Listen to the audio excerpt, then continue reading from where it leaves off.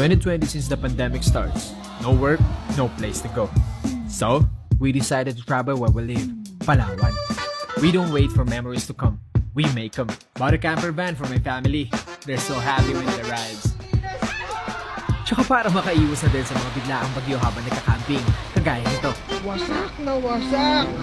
Sinetap ko na din pati pick up ko. Put a rooftop tent and a track bed storage para lahat ng rigs ready to go. Madalas sa mga biyahe namin wala talaga kaming destinasyon. Pero sa amin kami mapadpad, isa lang ang mahalaga. Ligtas ang bawat isa at masaya. This is Domeng, Mafe, Joshua, Jeyo, Jadon, Janice, at ako, Gio. We are Ong Fam. Be one of us.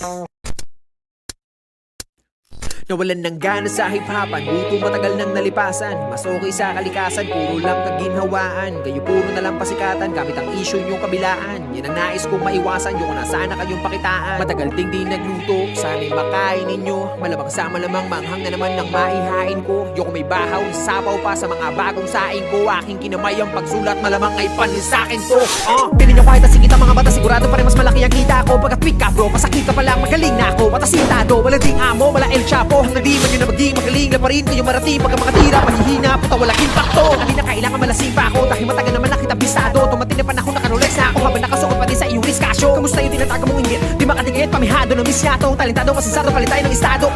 Isang big na no, mababaw ba? Alam ko, di nyo ako masisisi bro. Bakit? Pag nagmalalim ba ako, masisisid nyo? Binabase ko lang ang mga sulat ko sa mga utak nyo para mamulat ko yung talukap nyo, malaoptal mo, kakatulak mo, kakakulat ko.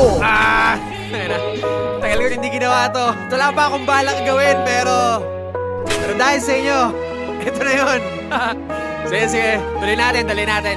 Madaming ayaw sa akin-rapper, matinudaw ako masyado. Matagal na po ako nagbago, sawa na ako magpakagago. Dami ng labanan na panalo, pumaldo na rin ang mga bago. Ngayon nasa na yung mga gago, tamang hirit na lamang ba ng balato? Kung inakala ninyo na madali lang lahat ito na gawin, akin ang tatapatin, nasasampalin yung mga pili magaling. Adik sa green, alak na gin, alol ka na, hindi ka natin, laka pa rin, kaya gawin. Hanggang ngayon nakaasa pa rin. Dami yung issue sa eksena, na-drop nyo kung may problema. Puro parinig, walang payanig, bukod sa baduy puta o na. Tama na yung kababawan nyo, mga naunat kasabayan ko. Puro katangahan naman yung pinagdadala nyo ng katapangan nyo. Ako na ako sa Palawan bro, goods na ako sa galawan ko. Kaya sorry na sorry sa lahat ng naangasan ko. At sa mga kabataan pumili ng kahangaan, patunayan nyo ang salita, kayo ang pag-asa ng bayan. Isa lang ang aral na tinuro sa atin ng panahon ngayon. Kung ano man ang mayroon, di pang habang buhay yun. Kaya huwag nating sayangin ang bawat pagkakataon. Ang salitang bukas, kaya bukas meron pa bang ganun.